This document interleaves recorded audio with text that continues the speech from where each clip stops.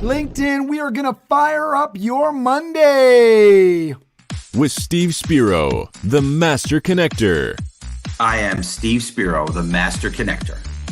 Over the next hour of this Master Connection series, we will take a deep dive into the different ways to connect and network effectively. See us and hear us right now. So LinkedIn, we are on here. We're getting ready. Hear from experts along with Steve Spiro, who went from being shy and introverted to the Master Connector.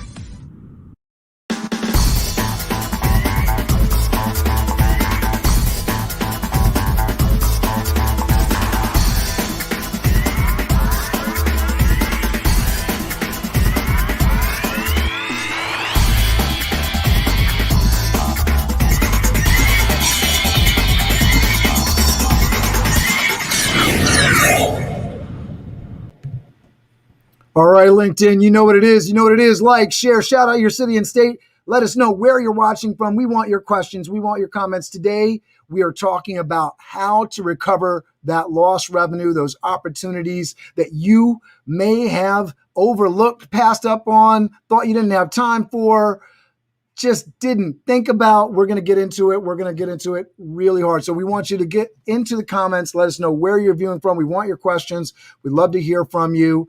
I'm going to go ahead and jump into our show and introduce our folks, starting with our Master Connector himself, Mr. Steve Spiro. Steve Spiro is a martial arts black belt and a master networker. He has moved from being a shy, introverted kid to the Master Connector he is today. Steve Spiro began his business career starting his first company. It was an advertising company in NYC. He had an incredibly fulfilling career in advertising and marketing, but eventually pivoted to the technology industry. Today, he is a certified customer communications consultant with Quadient, where he consults and mentors companies to help them find more effective ways to connect with their customers.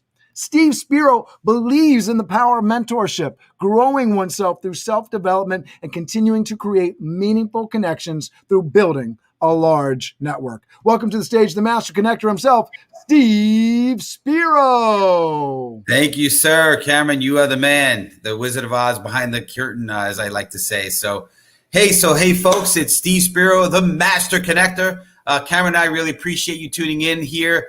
We're here now every Monday, 1 p.m. Eastern Standard. We come at you with engaging content on how you too can be a Master Connector. During this Master Connection series, each week our goal is to gather subject matter experts to impart their wisdom on us. Welcome to the show. I am very blessed to have my co-host Cameron Toth. Cameron is the host and founder of BizDev Live. Cameron founded Toth Event Staffing in 2011. Toth Event Staffing is a hospitality company providing staff to cafeterias, caterers, and catering companies in Westchester, New York, and New York City. BizDev Live was founded in 2020. It's starting back up in mid-September, by the way. BizDev Live takes Cameron's entrepreneurship experience and combines it with his passion for helping young people and business-minded professionals. Cameron Toth's mission in life is increasing access to education and opportunity for all people. So please bring to the stage the man himself, the wizard behind the curtain, my good friend and partner in crime here, Cameron Toth. Thank you, sir. So Steve Spiro, we are hosting the amazing Joe Pici today. Before I bring him on, I just wanted to shout out Mr. Timothy Colson, Mama Spiro in the house. I know we're getting into summer days here, so I imagine people are going to pop in. Here we got Ann Small checking in. Hey there, everyone. We love to hear from you. Let us know if you're watching, where you're watching from. We love hearing from you. So definitely get in. I'm going to introduce our guest, our expert of the day, the author of Sell Naked. Here we go. I get my bio information up and we'll get into this. Here we go. Mr.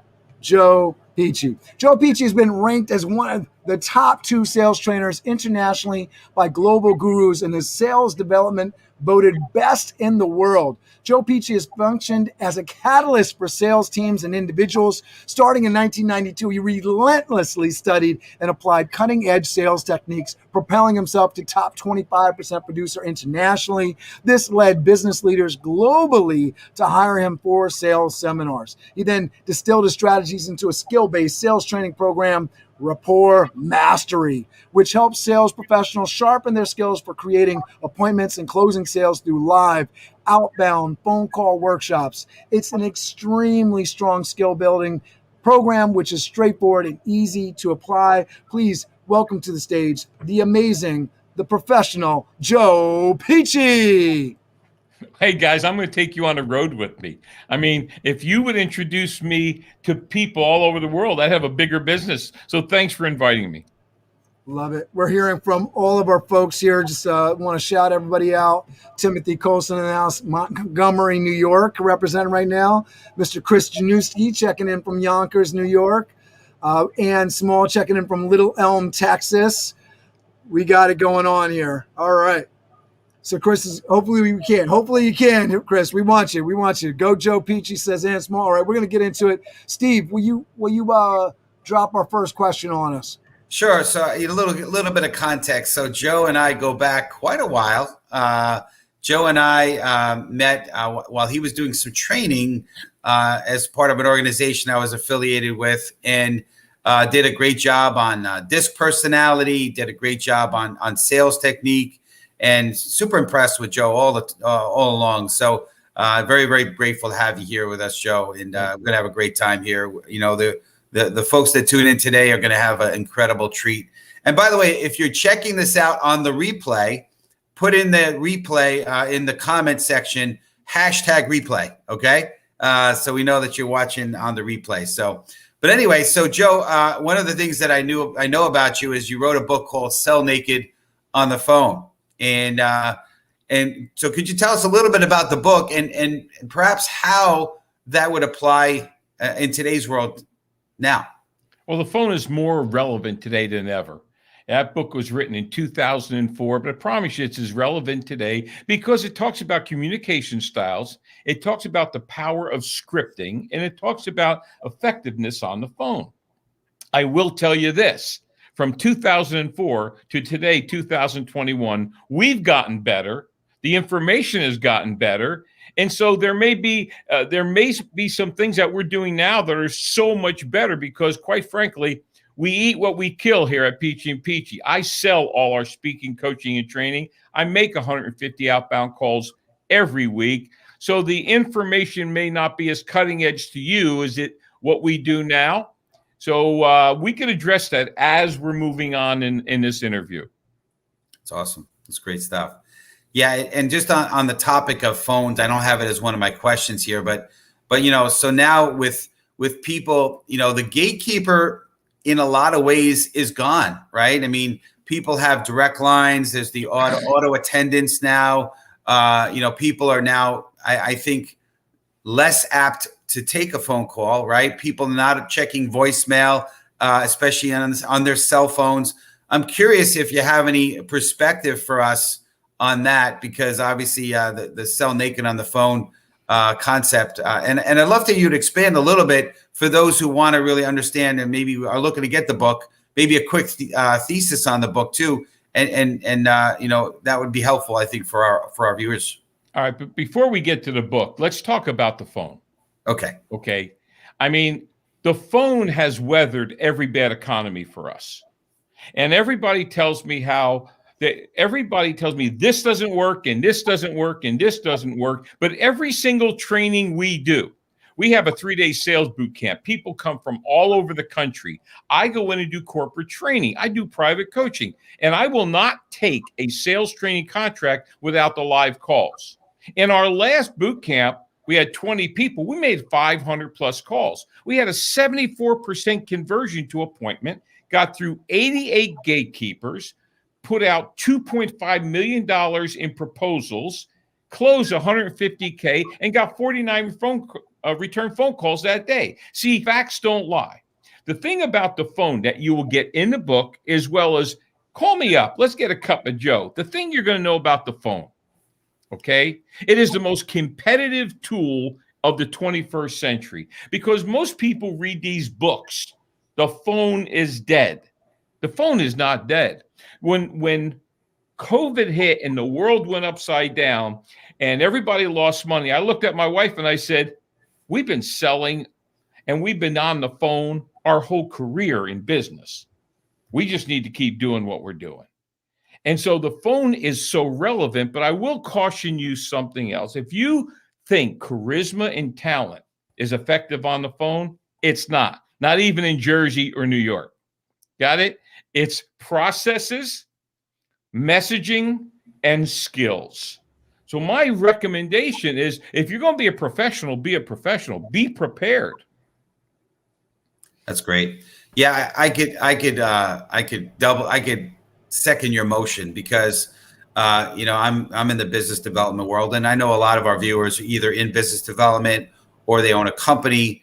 But I know that, for me, it's a multi-tier effect. It's not just one thing. It's never been just the phone, right? It's the emails. You're gonna, use LinkedIn, and we're gonna get to some of those things later. But the phone, I will tell you, has been very effective. And it's never just, that's the other thing, right? It's not one phone call, right? It's multiple calls. It's calling, multiple times. It's sometimes leaving messages, sometimes not. Go ahead, Cameron. I'd love to hear you weigh in. I was just going to say, I just appreciated so much, Joe, that you're talking about people actually making, during your workshop, during your training, actually making phone calls, right? Practical. I think there's so many people out there giving the theoretical knowledge, but actually walking people through it and doing it. I'm so impressed. I really love to hear that kind of thing. I don't believe in role play. I believe in real play. The hardest thing in sales is getting a qualified appointment. Not just getting an appointment, but if you get no-shows, if you get canceled on, if your closing ratio is down, don't blame the client, blame the script. Because when I sit down with people, or if I'm selling virtually, okay, it's my business to lose, because I don't talk people into meetings. So I don't believe you can really help people master the skills unless you do it in real time.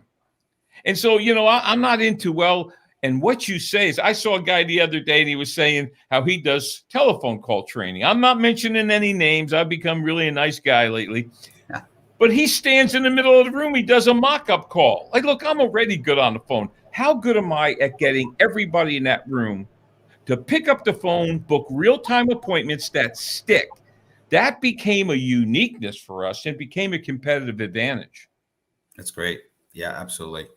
I love that. And I have always found role-playing to be super awkward and not really real. So I'm 100% agree with what you're saying there. It's just, I don't know how effective the role-playing thing is. So I appreciate. Well, another gear goes into it, right? I mean, I think I don't want to take this too far in like a military kind of thing, but there's a different kind of thing when there's live fire going over your head. It's true. Versus very no true. danger, no, there's a catch, there's a hold, right? If I know I'm on the phone with somebody and this counts, I got a little bit of a different head game going on, and I might be comfortable if I know that there's no real loss involved, right? But you got to get out of your we're always talking about that, right, Steve? Getting out of your comfort zone. So what better way to actually push yourself is to actually put yourself in that position where you can fail and you can succeed? Because when you succeed, man, right, I imagine you get some really, really great feedback at the end of a day where you got somebody making 50 to 500 calls. It's a whole different thing. Well, my wife and I built out a training that works for all behavior styles. We want to protect the seller as much as the buyer. So it doesn't just work for the outgoing John Wayne kick the door in guy. That's transactional. Can it work for a slow-paced, people-oriented? And once we developed a methodology that it was more about messaging and more about skills and processes, then it would work with any behavior style. I'm going to give you the first free coaching point of the day. Bring it, Joe. I don't give this to just anybody, but guys in the Northeast, they always get more. If you stop thinking about that telephone as I got to sell something, I got to book appointment, and you started looking at the telephone as a lead generator. I can make 50 outbound cold calls and let's say 10 of those people opt in for a conversation, I just prospected them. So instead of thinking this is pass fail, this is not. The number two way I generate leads is outbound cold calls, because they either want to talk to me or not. And if they don't, I'm good. Right. Because I didn't put pressure on myself to think I had to convince them or talk them into anything. One of the things I learned years ago in the sales world was when you're making a call, if you can get some information from that call, it was a successful call. So for example, if you can get the name of the decision maker, sure. If you can get the name when the contract that they have currently on your competitor is up. You're right. Or what product they have currently, or whatever it happens to be, that's a win, right? Because now when you call back a second time, you could reference that, or your timing will be better, right? If they're in a 3-year contract, they're probably not going to be able to do anything for another 2.5 years. So it doesn't make sense. You could be the best salesperson in the world, but if the contract isn't up for another 3 years, it's probably a futile, experience. Well, here's a statistic for you. 94% of sales professional will not call the same person again if they got a no answer or a no the first time. It took me 10 years to get Coldwell Banker. It took me 10 years to get Blue Cross. I didn't hammer them, but I followed up until the right person answered the phone.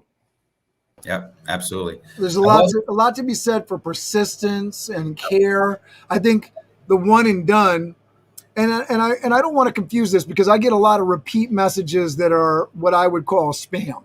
Oh yeah, that's different. That's different. Right. But the follow-up and you took some information, like Steve said, you took some information from the first call and you apply it to the second call. So it shows some thought. I know somebody's name. I know something about them. Maybe when the contract's up, maybe about the vendor. How's everything going with the current vendor? Yeah. I know they're a great company. I just want to keep my name in the hat in the pool because, we're out here and we're trying to help people out and make people's lives better. That kind of thing, that kind of approach.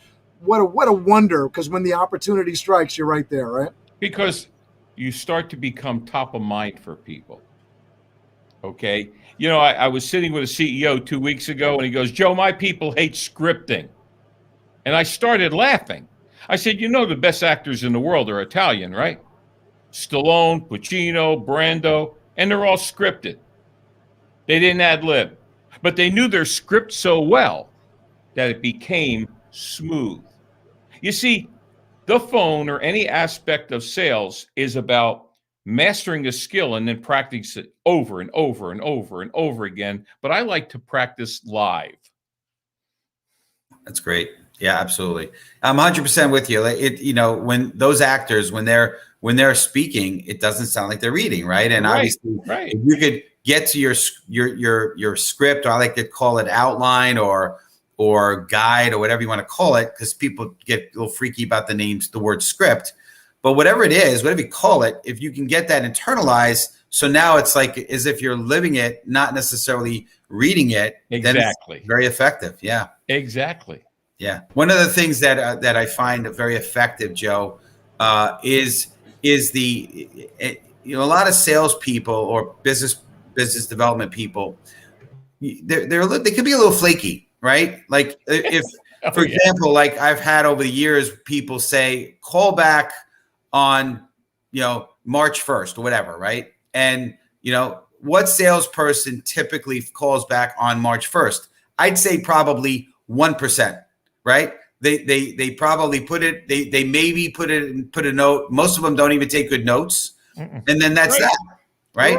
But what if you do, like I do is I'll put in my calendar as an appointment reminder to call on that exact day, right? Because that's when they said call. Now, they might be blowing you off, but at least now you've set the tone. And I say, hey, I'm just giving you a call. I know you said call on March 1st. Just giving you a call like you had suggested I do. Now they say, wow, okay, this guy is a professional. This person's a professional. This person's serious. And it's not some flaky salesperson that's just trying to get their business, right? I think this is a Joeism. And a Joeism means It may not be right. It's just the way I see life. I think it's easier to make money today than ever in the history of the world because there's more people out there that are happy being amateur and few people that want to be professional. And I think when a person decides that they're going to, whether they own a company, and some of you people out there are entrepreneurs, you're business owners, but you also have to move your business forward. So if they decide they're going to be a professional about business development, about how to capture leads, we have 20 ways we generate leads. Why? One's not enough for the income we want. And so being a professional at mastering these things, and I would also say to every business owner out there, even if you have salespeople, you need to know how they're selling and you need to mandate how they sell, because the first way to destroy your brand that you've invested time and money is let some salesperson go out there and say whatever they want, however they want it. And you spend all this money on advertising and branding and ads, and one sentence can destroy your brand. That's a good point. It's a great point. Yeah, me Cameron, I speak for Cameron also, but we're big on process, right? One of my favorite books I talk a lot about is the E-Myth Revisited, right? Is putting a process. Yeah, put a process in place so you could X yourself out of the equation and not have to be it. But I saw a question that popped up that I want to address. I think Cameron put, there it is, Chris Juniski. Hey, Chris. Chris is an amazing young man, good friend. And he asked the question, how do you follow up after a no without sounding salesy? Okay. Look at your perspective, Joe. That is a great question. Is that Chris?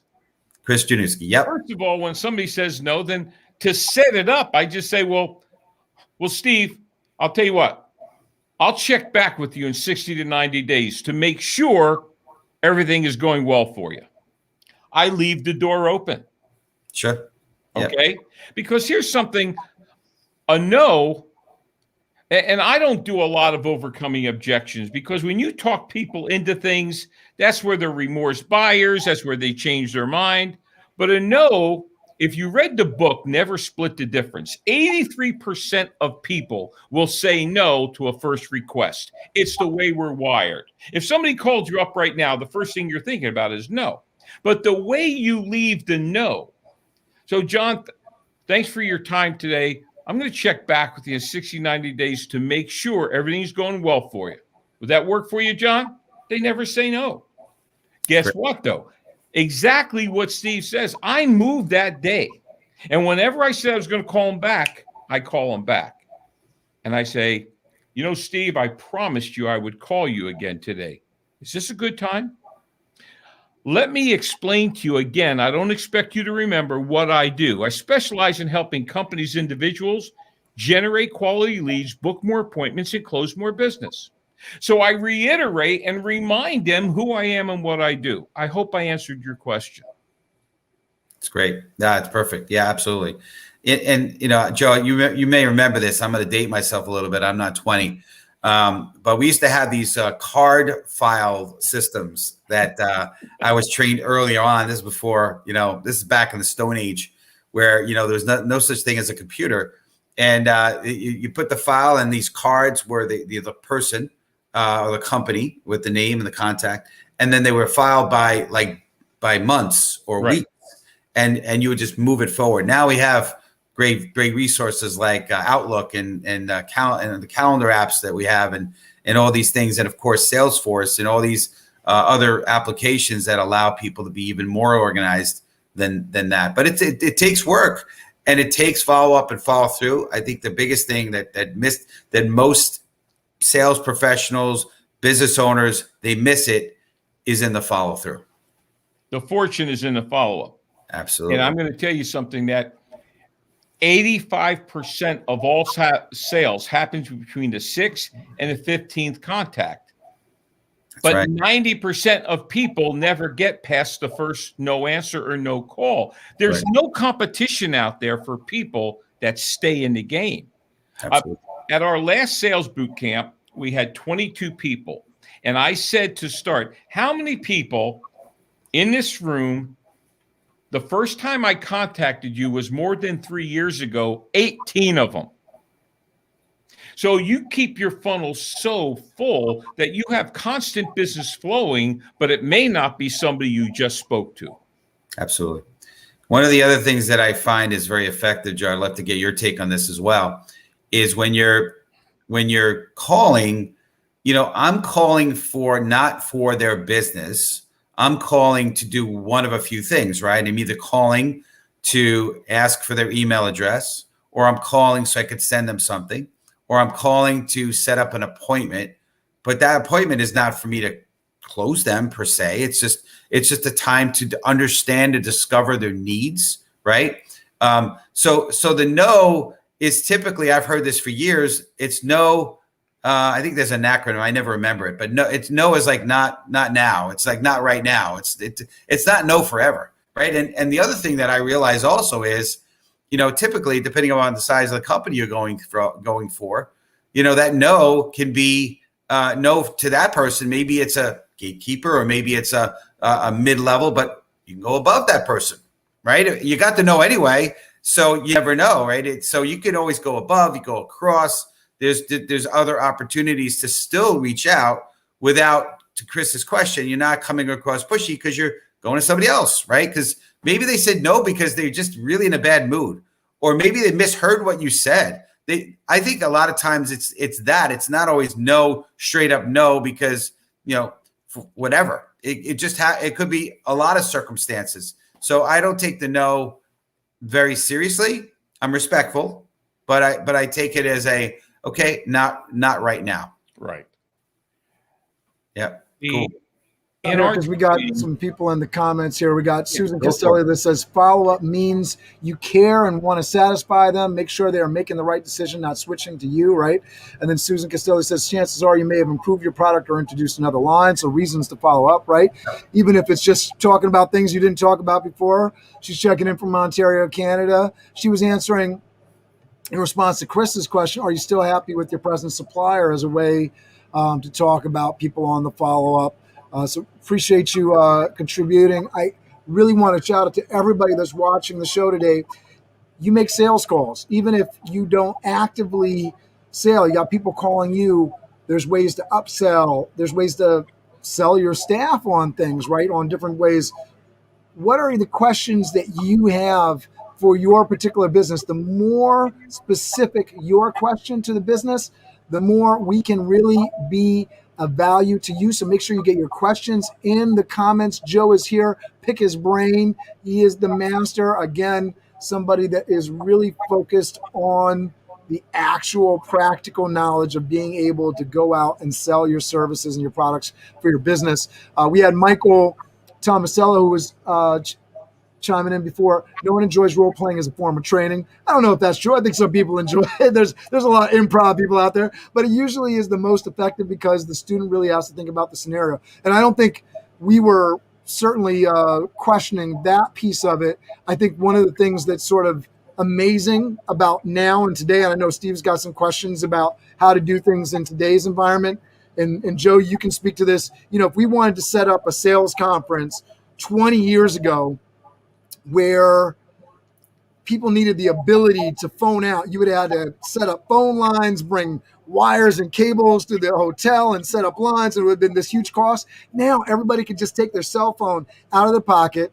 They can do sales calls. They can do emails. They can do follow-up, all from wherever they are, sitting in a conference center, meeting room, wherever. The practical ability of it, even for high school students, I think, we got a question a lot in our education world. People can do practical things. I was blown away when some of my kids were doing like budgeting for vacation stuff. And so they were going online and really digging into the things, not theoretic, like going and how much does this vacation cost and how do I book this, right? And really getting that practical knowledge. So I think we can push beyond role play in a lot of different situations. Well, I want to address that because I don't want you to think I'm slamming role play. Exactly. I mean, because I get accused of slamming things, because I guess I do. But let me give you my perspective, and maybe this can help you.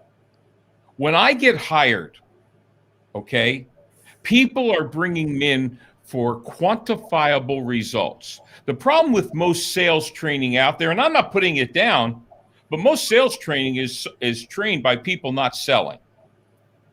And that's fine. I had to find a competitive edge. I'm an old guy. I mean, there's thousands and thousands and thousands of sales trainers out there, and they're all good. I had to find a couple people nobody wanted to touch. Nobody wanted to touch the live outbound call. But here's something else. It delivered now results, which elevated our brand. It gave us an international mark. But here's something else. My training always pays for itself now.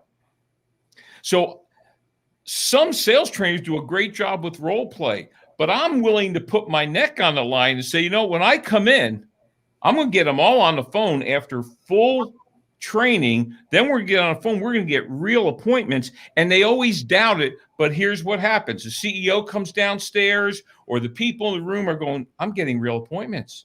This is really happening. In business, here's another Joeism, a free coaching point. You better find something that's unique, or you'll look just like everybody. My uniqueness. I'm not the best this and I'm not the best that. We're not the best marketers.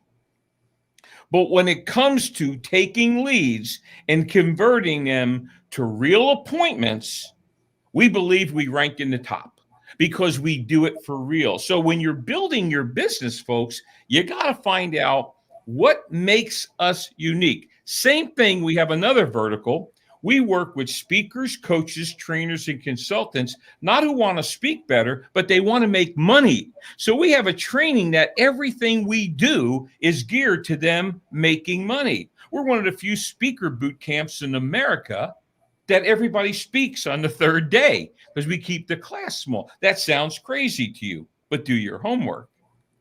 Everybody has to deliver what we call a standing core story, which is a value piece that you teach, but it compels potential buyers to want to sit with you after. Love it. That's great. It's really awesome. So I just want to kind of just go back a little bit with what Cameron was talking about and just reiterate for some of our viewers, because not all of our viewers are sales professionals. So I want to just say this, and we do have some people that are out there in our viewership that are in the process of looking for jobs. Right. That is another version of sales, right? Of course. You know, and just sending a resume is, I believe, a very one-sided, very non-effective way of getting a job. Right. I think if you do make a phone call, wow, what a concept. Or send an email directly to a potential employer. Or what if you do a video and send them a video? There's other ways to go, right, besides just sending a resume. So don't tune us out. Don't come off because I'm not a salesperson. It's not applicable. Don't forget, this is applicable for you. Now, by the way, if you're not married or you're not in a relationship yet, you're selling also, just so you know. So there's that kind of part of it too, you know. How about owners of companies that are leading a team? The same skills it takes to sell a product or service, it takes to lead a team today. It's who am I speaking to? What's in it for them? How do I explain the value of our company? How do I get them to buy in? Don't think about sales as a transactional thing. So the same skills it takes to sell your product and service, we teach a lot on communications. It's the same process in hiring or anything else. Absolutely. So that was a lot for me to read, Cameron. Maybe when you come on, you can help read that, because that's, you know, I'm learning disabled dyslexic. So no worries. So Ann Sullivan says, very helpful. Regarding objections, thank you. What about the yes person who says they love your product, see its value, and are excited about it, but then does not move through implementation? And just, Ann, I hear about this from insurance folks all the time. You know, anything that there's a process to buy, right? It's, you know, so to your question, they see the value, they're excited about it, but they're not moving through implementation with other priorities as the reason, and keep saying, yes, we need to get to this, et cetera. What's your advice here, Joe? Okay. Number one, you better keep a full funnel because you can't change people. And I think we fall in love with a proposal. We got to have that one client. Quite frankly, I really don't care who writes. Wait, Joe. I'm going to say yes to you. Now you're going to stop calling anybody because you got a sale. No, buddy. Let me just tell you something. Here's a quote for you. Another Joeism. I believe in everyone. I count on no one. In fact, you don't get on Pici's calendar if I don't have 50% non-refundable deposit. A contract means nothing to me. Now, let's go back to your question. I think you can alleviate some of that with a quality meeting. Let's say, for example, I call Steve up, and let's say Steve owns a company. And I say, Steve, this is Joe Pici of Pici and Pici. Is this a good time? Yes, sir. Steve, let me tell you, they never say that. Let me just tell you, they never say that. This is what they go. This is what they say. No, it's never a good time, but what's this all about? Okay. Well, Steve, right now I'm helping company owners and sales professionals recapture lost revenue. Tell me, what does that mean? Would it be worth 20 minutes for me to show you exactly how you can get in front of your target market, recapture some of the lost clients, and attract new ones? I would take a meeting for 20 minutes. Sure. When do you want to do this? How about tomorrow? Great. I book it. Whose decision was the meeting, mine or his? It's mine. That's it. So that's why I don't get no-shows. I don't talk you into it. Mm-hmm. Yes is yes. Nothing else is yes. Yep. It's great. Now, when we get to the meeting, I'm giving you secret sauce here. People fly from all over the world to get this one. Steve, when I called you, I specifically said we could help you recapture lost clients and attract new ones. Is that why we're here today? Yes, it is. I don't talk about the pictures on the wall. I don't talk about how is your family. Who gives a rip? They know it's fake and you know it's fake. Why am I going to build a false relationship? Let me ask you a question. What are 3 to 4 of your biggest challenges when it comes to client acquisition? I get into a consultative interview.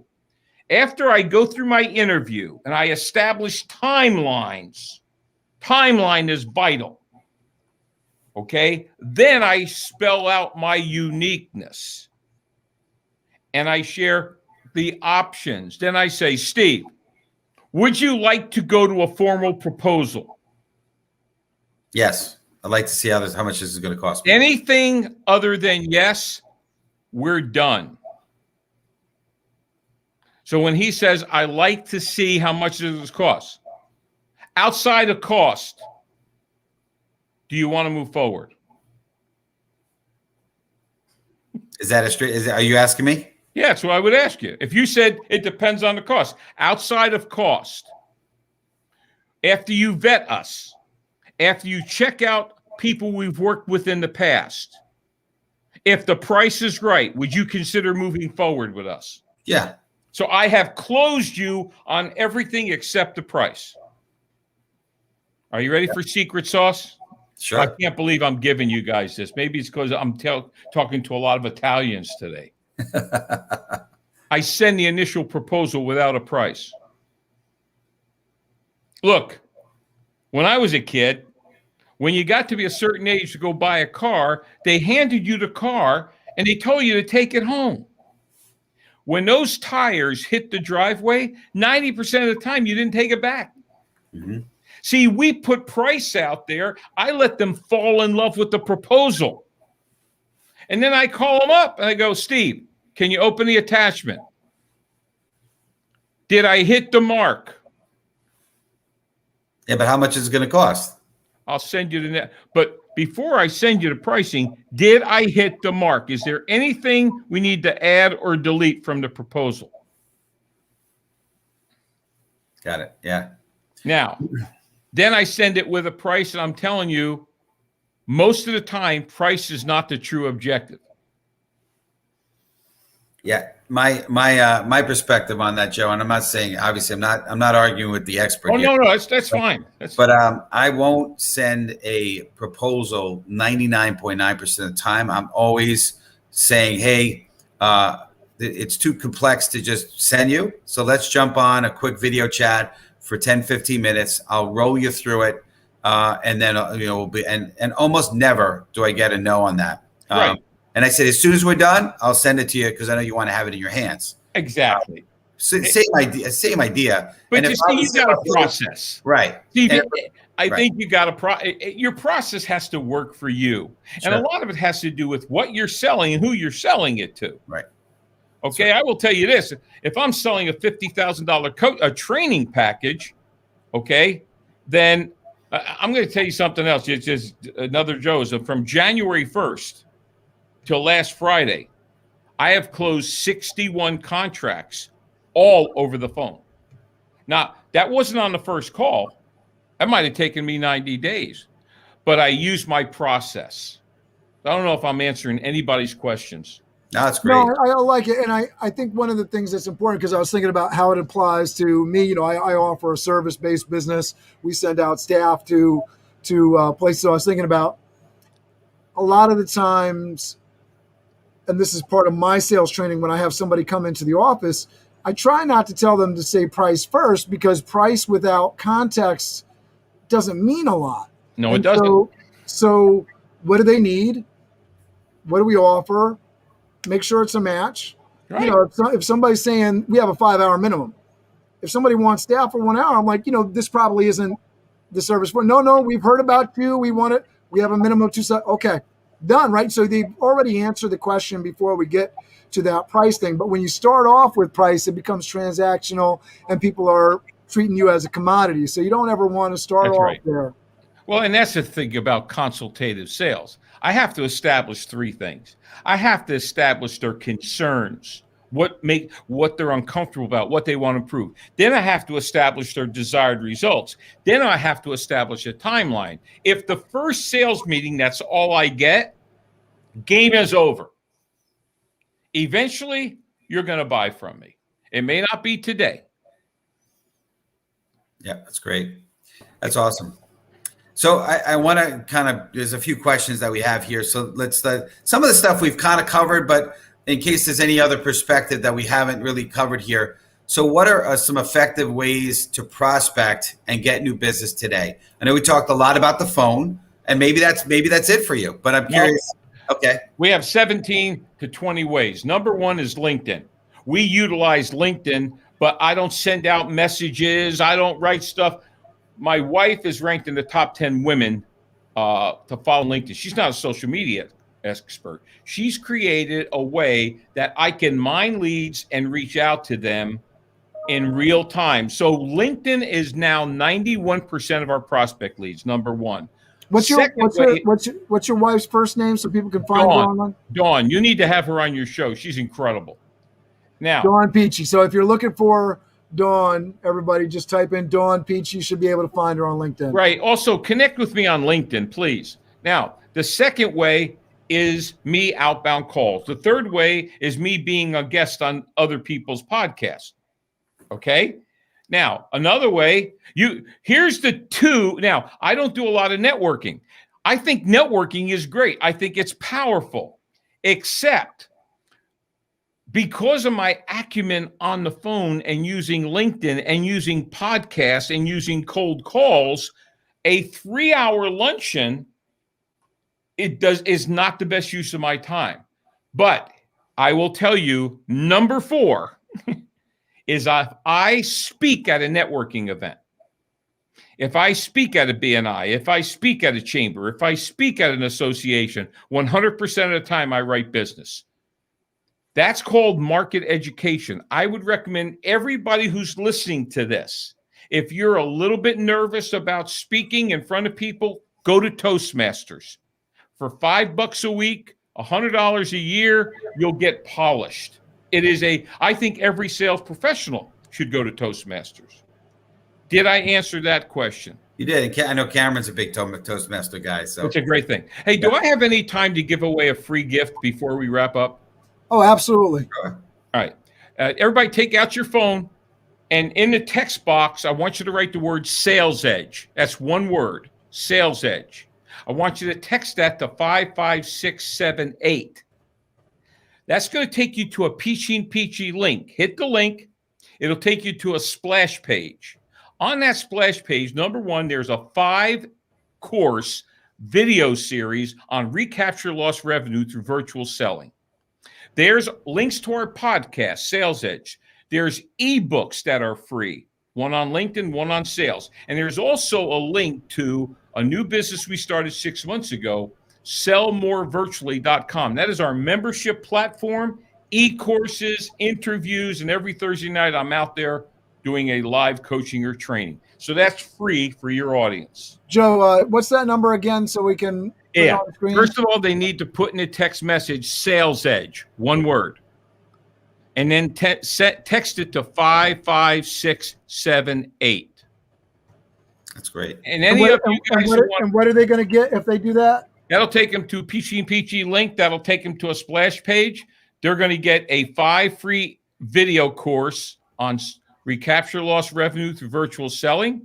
They can have links to our podcast. They'll get ebooks, one on LinkedIn, one on sales, and then a link to our membership platform. There's a lot of free stuff on our membership platform. Our website is peachyandpeachy.com. And any of you who would like a complimentary cup of Joe, 407-947-2590. Call me. I don't bite. That's great. I love it. So listen, Joe, you've dropped a lot of great nuggets here. So one of the things you mentioned is the remote work environment. So yeah. I'm curious your take on how you've been able to capitalize as we've shifted, right? The last 15, 16 months have been more of a remote environment. And I'm guessing we're going to stay a good amount of remote work environment. So how are you selling now or capitalizing on the remote work environment? In our conversation before the show, we talked a little bit about that. Okay. The remote world is not going away. So when you look at, first of all, let's look at the non-sales approach to the remote work. The hardest thing companies are dealing with right now is to create a corporate culture in a remote world.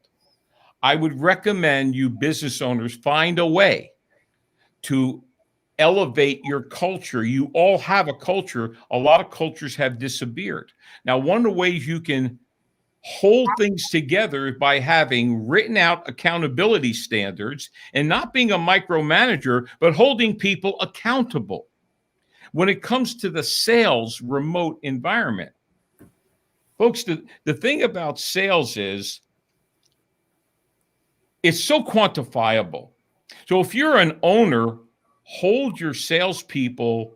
In fact, I have a thing, and I will email it to you. You can send it out to your people. I have it. It's called the focus board.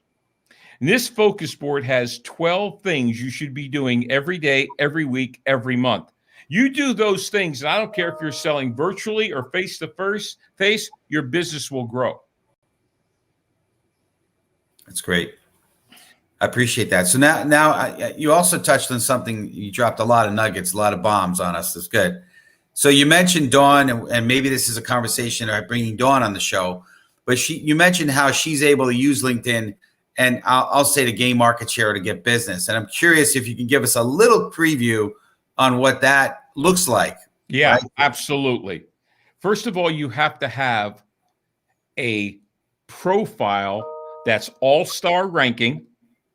You have to get at least 500 connections. And please look at mine because it doesn't say great speaker. It's value propositions. The first thing on my LinkedIn profile is recapture lost revenue. You have to have a summary page, but it needs to be client-centric. It needs to be about your clients, not about you. Don't use it like a resume. The next aspect, you need to learn how to use the search box. The search box is gold. Now, Dawn will have to come on to explain the ramifications, but I can find anywhere, anybody. But I'm going to give you my secret sauce, and I know that there's people rolling their eyes.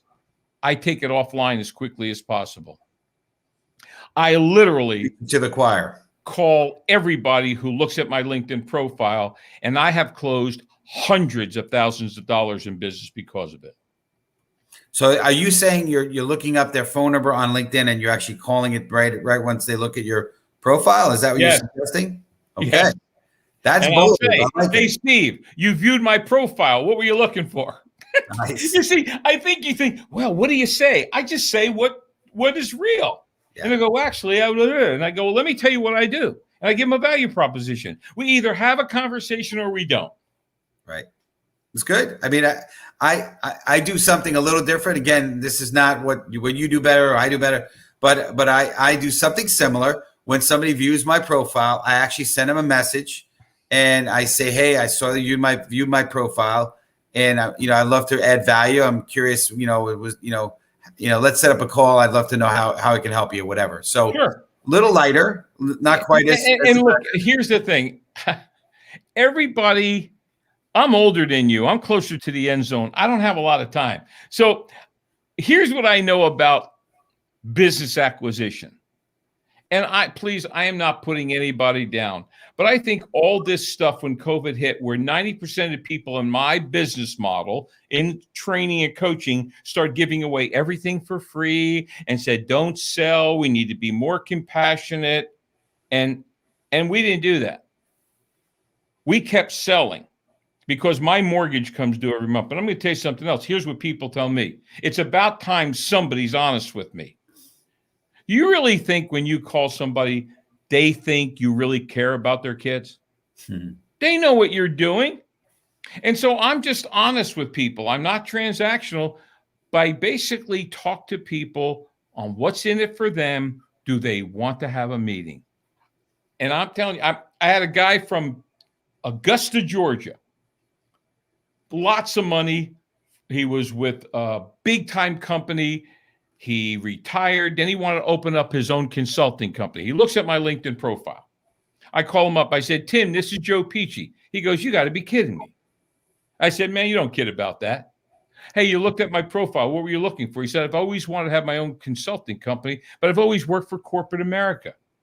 I said, well, let me tell you what I do. I specialize in helping speakers, coaches, trainers, and consultants take their talent and intellectual property and make money with it. He goes, well, that's what I want to do. Hey, I said, it's worth 15 minutes for you to explain how we can help you monetize your talent. To which we went to sales meeting, to which we went to proposal. That was 2 years ago. I've helped him close $700,000 worth of consulting. He's been to our boot camps twice. He's on my coaching program. Who's made more money? He has. So I think one thing I will tell everybody, if what you do has value, if what you do delivers results, we need not to apologize for that. Yep. That's great. All right. So we have a question. Hey, Joe, I went to the Cup of Joe. What's the number again? Okay. She wants that cup of Joe, Joe. All right. Well, you call me 407-947-2590 and give me 1 hour because I'm on a sales meeting after this, but I will take your call. And if I'm not there, you leave your number and I'll call you back. I call 100% of the people back that call me. That's say that number one more time. Yes, sir. 407-947-2590. I had a guy from New York. I love this guy. I connect with him. I call him up and he goes, Joe, do I have your permission to give somebody your number? I said, I'll tell you what, rent one of those biplanes, put my phone number behind it and fly it around New York City about 12 times. I said, I want everybody to have my number. Absolutely. That's great. It's good stuff. All right, so I think we got some other stuff. Susan was saying if the number is United States only because she's in Canada. I don't know what you for the texting. Well, she can call me. The calls will come in. Yeah. But also, my LinkedIn is Joe Pici. Connect with me on LinkedIn. She was talking about the texting, the 5567. Oh, no, that won't work there. I'll tell you what. If you will send me in LinkedIn what you want, I will send you out some information. Thank you for that because the texting thing does not work internationally. There you go. There's that answer, Susan. There we go. Nice. Very cool. All right. So then I guess yes, we start to get towards the tail end of the show. Curious on your take here, Joe. And we were talking about this backstage, and I think Gen Y, Gen Z, I know nobody likes to be labeled, but the folks that are in their early 20s, just kind of getting in the business marketplace. And eventually they're going to, let's be honest, they're eventually starting to take over the business world, right? Mm-hmm. You know, I mean, and that was happening well before these times, because guys like Steve Jobs and Bill Gates, they were starting their companies in their early 20s. But what is your perspective on, you know, methods or techniques that will be effective for that generation? Is it the same? And I kind of know backstage we were talking about it, so I kind of know what you want to say. But I want to have the world hear what you have to say. Okay, number one, we have to understand that what Steve said before was right. You have to have multiple pitches. You have to have multiple ways of reaching people. But I'm going to tell you more important than, because I have people that come to my training anywhere from 18 to 80. And I mean that, 18 to 80. And they all master the skills and strategy, and it works for all of them. You see, to gain an unfair advantage over your competition, there's certain things that are principles and certain things that are practices. Have practices changed somewhat? Yeah, the flip phone turned into an iPhone, but it's still a phone. And I don't think anything will ever replace communication. I would tell all the younger people, I don't care if it's DISC, Myers-Briggs, animals, become a master communicator. Learn how to listen more than you speak. Just subscribe to being a great communicator, and of your generation, you're going to separate yourself from the pack. Communication is the most effective way to effectively separate yourself from the pack, because my kids, my daughters in their 30s, my son's late 30s, whatever you want to call them, my kids communicate really well. They got good parents. But you know what? We put them in our training. Sure. So I would say, into it. You know, technology changes, but don't be a slave of technology. Make technology a slave of you. I got to tell a quick story, Joe, and some of my viewers have heard this. I know Cameron's heard it. So I had a guy reach out. You know, we connected on LinkedIn, and I'm a big, like Dawn, I'm a big believer of LinkedIn. It's great way to connect with people and fill your funnel and just network in general. So the guy, and he looked like, you can't tell 100%, but I'm guessing he was in his early 20s, just from his picture and his experience. And he was in car sales. So my go-to pretty much message is hey, we're on LinkedIn. It's great to connect, but my feeling is, if you don't know much about the person other than what's written, what good is it? Let's have a conversation, phone or Zoom, where we can learn a little more about each other and gain value, whatever, for each other. And his message back was, "Oh, I don't do that. I only believe in messaging this way." I said, "Okay." I said, "Now you do car sales, right?" He said, "Yeah." I said, I might be interested in buying a car." He said, "Great."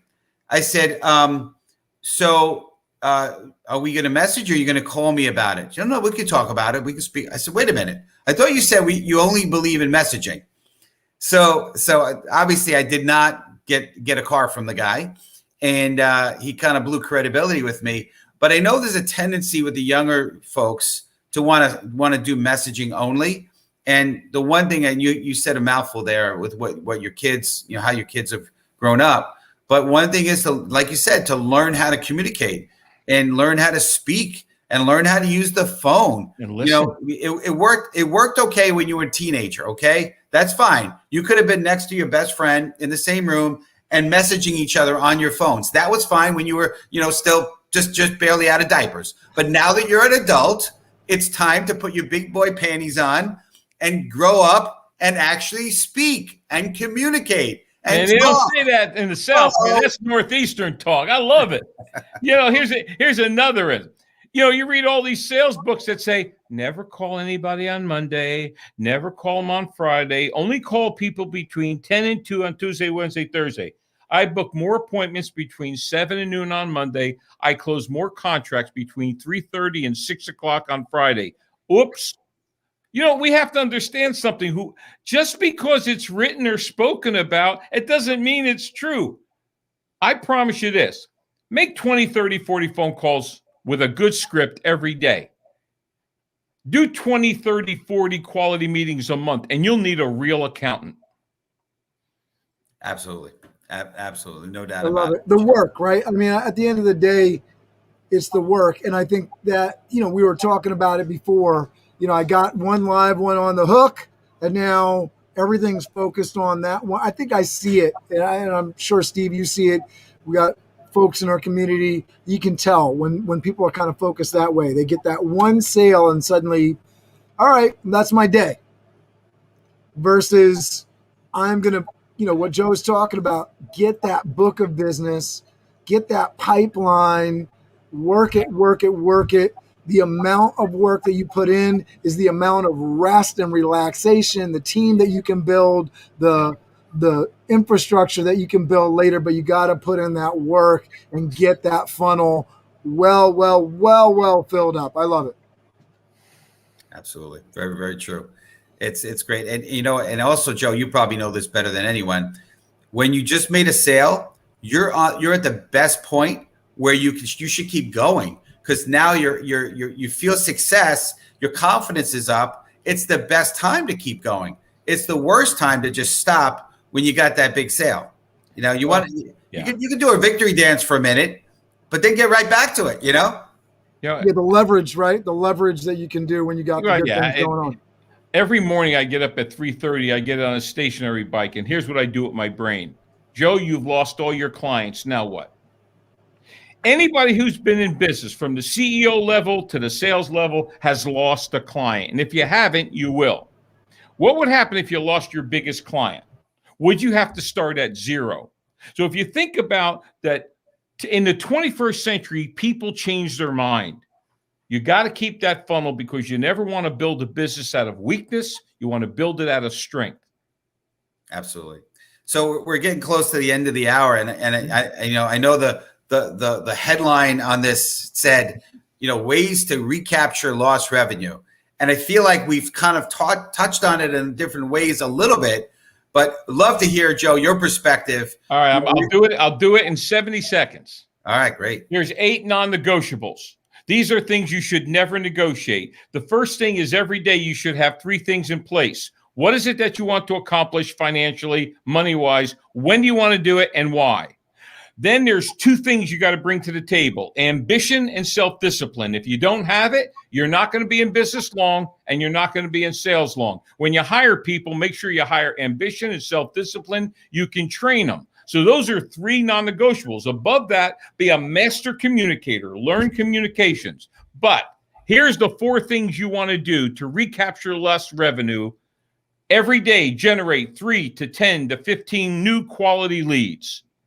Every day, make 10 to 20 to 30 to 40 to 50 outbound telephone calls with the intent to book a meeting. Every single month of your life, you want to do a minimum of 20, upwards to 40 quality sales meetings with the intent to discover what their challenges are to start your selling process. And number 4 is manage your priorities. You can't manage time, but you can manage priorities. If you put that model in place, you will recapture lost revenue and you will attract new clients. Thank God this is being recorded, because that you're a Northeasterner, so you speak fast too. But trying to write all that down wasn't possible. So I got to go. They're going to have to go back, because what I just did right there is a half-day training. Absolutely, that's great. Cameron, I think you're on mute, sir. We have a question. Jennifer Henderson shouting us. Thank you, Steve, Cameron, Joe. Great session. Ann says, "What's the best and least expensive or free sales management tool to manage your pipeline and close business?" You know what? I don't like to give information out on software, because everybody has a different budget and ability. The cheapest way is whiteboards and legal pads, because that's where I started. And to this day, we have a very robust CRM. But in my office, there's no pictures of me with Zig Ziglar. It's a war room. I have leads on one whiteboard. I have phone calls. I have sales meetings. I have proposals, and I have closed contracts. I keep phone numbers on a legal pad and move them over. That's the cheapest way. Yes, we have software, but you have to look at your budget. You have to make a list on exactly what you want it to do, and then you go shopping. So I'm going to weigh in a little bit on this one. This is the Steve Spiro version. And I know everyone paid a lot of money to listen to you, Joe. So I'm gonna give him my version of it too as well. But no, you need to connect with Joe because he is worth whatever the cost is. But I will say this for me. Using your iPhone or your phone or your Outlook calendar has been invaluable. Like it's crazy, but I actually do. I have in my Outlook, I create for every contact or prospect, if you will, a company that I'm talking to. I have an Outlook calendar with all the notes in there, and I move it appropriately. And I add notes. So when I speak to somebody, let's say today, I date it with today, the notes. And the advantage to that for me is, number one, my phone is always with me. And when I've been out and about, I also use Salesforce, and it's not bad. It's great. It's a great tool. The challenge with Salesforce is if I get a call right on the spot, the chances of me, and I'm out and about, of me finding that on Salesforce in 1.5 seconds, I'm done. Right. But I could go on, I could put them on speaker, I could take the name or the number, I could search right on my Outlook and my phone and my calendar, and I find it right there with all my notes right there.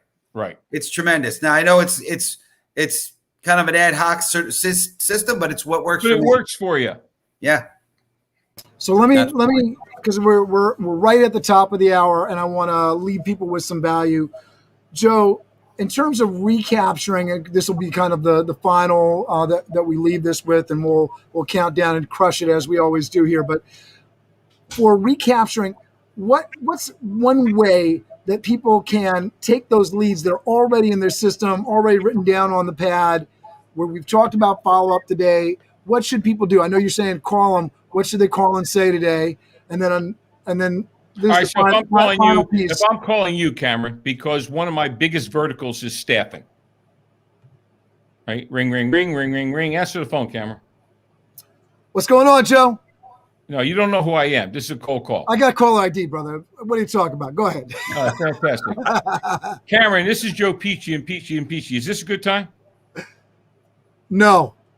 Great. When would be a better time for me to call? I don't know. Okay. How about if I call you tomorrow? Sounds good. Done. Next, do it again. Ring, ring, ring, ring, ring, ring. Hey, Joe. Cameron, this is Joe Pici, Pici. Is this a good time? Sure. Okay. Let me tell you what I do. I specialize in helping staffing companies, all right, generate better applicants and more companies and put them together. Okay. Would it be worth 15 minutes for me to show you how to generate better leads in your target market so you can get better applicants? Oh, yeah, absolutely. That's all I do is I take what I know they need and I create a value proposition. I leverage that for a meeting. It either gets me a meeting or not. Absolutely. Love it. It's great. It's all in the script. Like you said, it's all in the script, right? It's crafting that script, right? Yeah. That's why in our boot camp, it takes us 6.5 hours to get that messaging straight. That's why we're so successful on the phone. Love it. All right, folks, connect with Joe. He's down there. If you're on YouTube or Facebook or even Twitter, you go down to the comments or YouTube down below, Facebook and LinkedIn off to the side. You can find the link. Find Joe. He's giving you the numbers to text. I'll throw those. The phone number for him is up on the screen. Give him a call. You know he's going to get back to you the same day. That's his promise. I love it. Joe, anything you want to leave with people as we check out here and we count down? No, feel free to call me. You know, I don't convince people. I don't slam them. I don't sell. Look, we'll have a conversation. Is there anything we do that can help you? It'll move somewhere. If not, we've had a great conversation. Love it. All right. Steve, count us down, brother. Well, listen, this has been great. And I know it's a little bit of a different session for us because normally we're talking stuff that's a little more warm and fuzzy and it's a little bit more kind of, but this is great stuff. Man, and honestly, I was speaking to somebody that I mentored recently and he said, listen, I'm thinking about going into sales because I know sales is one of the highest revenue earning careers you can have. So this is good stuff. So don't take this lightly. Go back and rewatch this again. Take notes. Make sure you reach out to Joe. But listen, regardless of that, we want to be a blessing to people in the world here today. So let's go out there. Let's be the light, and let's be an inspiration to everybody. And whether we're doing sales, let's make sure we're doing the best we can with integrity, with honor. We're not offending anybody. We always want to leave people off better than when we left them, right? And and always be a good thing. So we're gonna count down and get people on their day. So Joe, you're gonna do this with us, right? We're gonna go 5, 4, 2, 1, crush it. All right. So 5, 4, 3, 2, 1, crush it. All right, everybody, you guys know the deal. Check in. We're going to be back next week at 1 p.m. Susan Castelli saying she wants to get her one last question in. Joe, do you introduce how you found the person? Say it again. Susan Castelli is asking, how do you, when you're calling them, introduce how you found the person? How I introduce. So are you? Oh, how you found them? Yes. I tell them the truth. Hey, I came across you on LinkedIn. Hey, John Smith recommended you. Hey, I found your card. I always tell the truth. See, I'm old. If I lie, I got to remember. I never lie. I never use a gimmick. I tell the truth 100% of the time. Beautiful. All right. So I'm just going to thank you so much for this, Joe. Steve, I'm just going to say to you, next Monday, 1 p.m., we have the X Factor. Are you it? We'll be talking to Jason Grant and Mackenzie Boley. Steve, I think you know the name of the other person. I can't quite put it together here, but we got Judy Haberman as well. Judy Haberman. So tune in next week. Joe, thank you so much for doing this. We have so many people to thank in the audience. Davina checking in. Monday is a holiday. Will I still be on? No, we're actually the following. We're on 19. Sorry about that. There you we're go. On the 12th. 7/12. We'll be on 7/12. July 12th. There you go. Steve's there to correct me. That's the team that we are, right? Susan Castelli, great video. I really enjoyed it. Thank you to Cameron, Steve, and Joe. We got our nice cup of Joe today. Thank you, Joe. I'm going to play us out with our videos. Thank you, everybody. We will see you on the 12th with the X Factor. Are you it? Take care. LinkedIn, we are going to fire up your Monday. With Steve Spiro, the Master Connector. I am Steve Spiro, the Master Connector. Over the next hour of this Master Connection series, we will take a deep dive into the different ways to connect and network effectively. See us and hear us right now. So LinkedIn, we are on here. We're getting ready. Hear from experts along with Steve Spiro, who went from being shy and introverted to the Master Connector.